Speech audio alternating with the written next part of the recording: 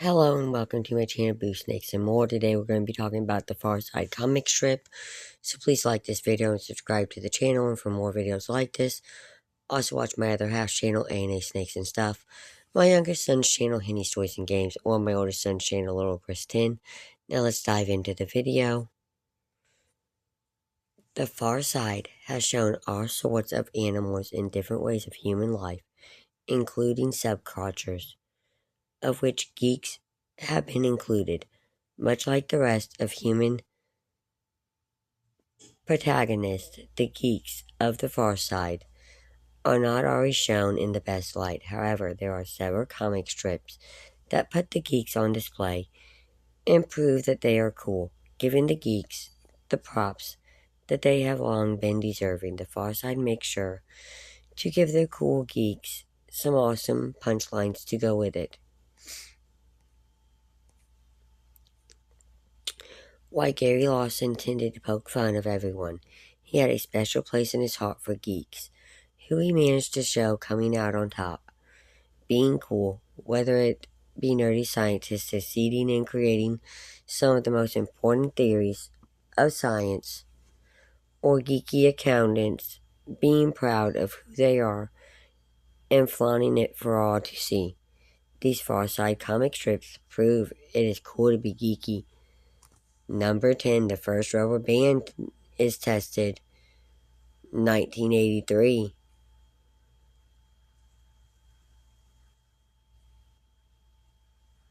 On October 23rd, 1927, 3 days after its invention, the first rubber band is tested.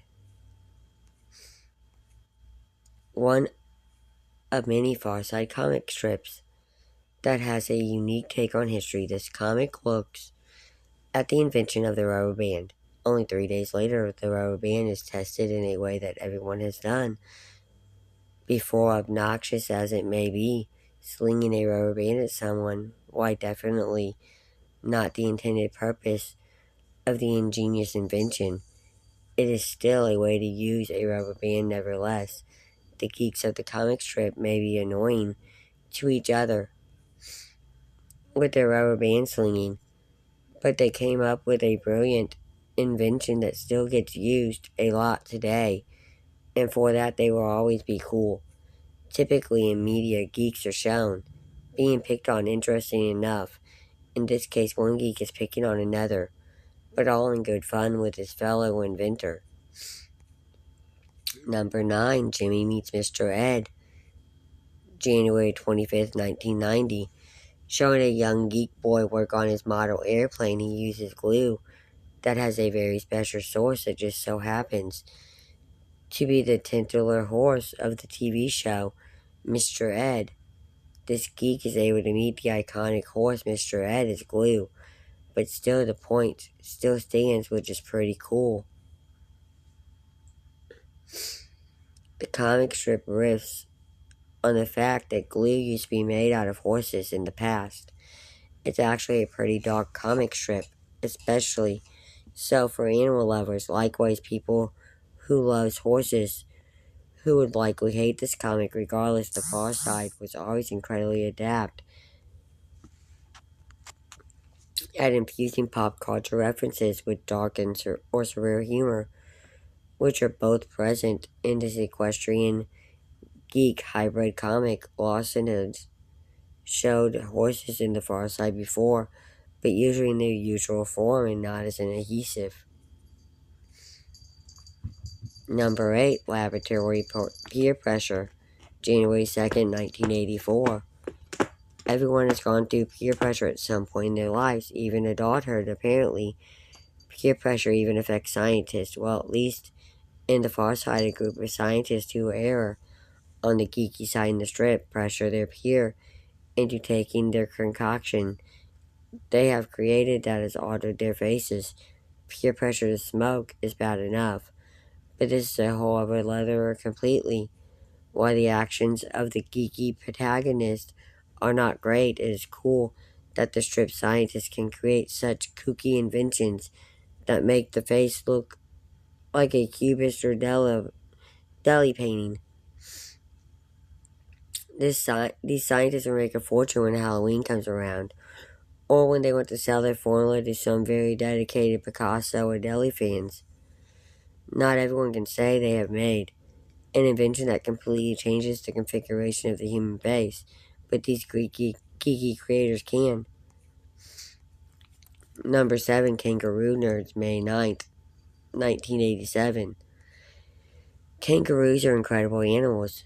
They have hind legs that are spring-loaded, giving them their trademark ability of being able to hop around and to kick any predators or threats with such enormous force. The far side makes kangaroos all the more special with making them geeks. On top of being the largest marsupials on Earth, the kangaroos of the comic strips get pocket protectors for their pouches as well, making them come out on top against any predator that tries to attack their pouches. Pocket protectors are used to protect shirts from staining or tearing from writing materials they would usually keep in their pockets. These geeky kangaroos can use their pocket protectors for so many uses, like making sure their pins don't stain their pouches, as well as keeping them safe from many pouch targeting threats. Number 6, Nerd Dang. Everyone except for those who have a real intense interest in extraterrestrials would be determined to avoid alien abduction. Luckily for a specific subset of people, aliens are not interested in them at all, so they nearly escape abduction. In the Far Side comic strip, a group of aliens are going fishing for humans, and when they spot that they have caught a nerd, they prepare to send it back. But, interested in the geek coming out on top, geeks avoid alien abduction, while others would not. In this silly war of the word core comic strip, Gary Lawson puts his own spin on the human occurrence of going fishing and sending back undesired fish into the water. Why geeks would be undesired even by far out aliens is anyone's guess, because geeks are great, a fact even Gary Lawson recognizes. Number 5, his Little Big Bang Theory. The Big Bang Theory, besides being a very successful sitcom, is one of the foremost theories about how the Earth and the universe as a whole were made. The theory is widely accepted by many today, but that was not always the case, something Gary Lawson acknowledges in his own Far Side way, of course, using two snobby scientists to belittle one of their fellow scientists. Big Bang Theory, the strip, shows that the two gossiping scientists are actually the ones who are the lesser of the field. The main scientist who came up with the theory comes out on top, coming up with one of the most well-known theories of the creation of the universe. One can only imagine how much of the two scientists felt like they had egg on their face when they were proven wrong and that so-called little theory became gigantic. The first Far Side comic strip debuted on December 31st, 1979. Number 4, Big Bob, February 25th, 1982. Kids regarded as geeks can sometimes have trouble finding friends, resulting in the creation of imaginary friends. However, in the Far Side, imaginary friends are not always, well, imaginary after all. When a little geeky fellow's father does not believe that his son's imaginary friend is real, the not-so-imaginary friend takes things into his own hands and gets a tad aggressive, lifting up the father by force from his tie. Making matters worse for the father is that Big Bob is actually really big, able to inflict some damage if he really wants. As a result, the little geek and his invisible friend end up coming out as cool, as they have some brutal power on their side. If the boy of the comic strip was ever picked on before, he won't be after Big Bob comes to his rescue. Number 3, Hope for Friends. A lot of parents can get annoyed with their kids for getting involved in hobbies that they do not think are super productive, like video games.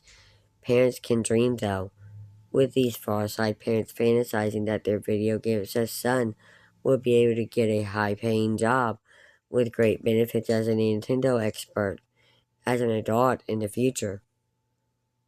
Funnily enough, those who have a lot of experience with Nintendo products are more likely to get jobs with the mega company in a number of their different positions. As a result, the geeky kid of this strip is getting to have all the fun of being a kid while having the opportunity to work in the video game. As an adult, living out dreams is always a cool thing. With this Farsighted aims for, in a rare show of optimistic humor, rather than the frequently yet beloved clinical humor. Gary Lawson retired the Far Side out of a fear that the comic strips lessening in quality and experiencing burnout. Number 2. Who's the brains of this outfit? September 7th, 1982. There have been countless movies about making money through insignificant and thought-out crimes. The Far Side shows its version of money through ill-gotten gains, showing the criminals getting caught. Using some hilarious wordplay, Gary Lawson makes the brains of the criminal operation the literal brains, as in the mastermind has a gigantic cranium to contain his huge brain.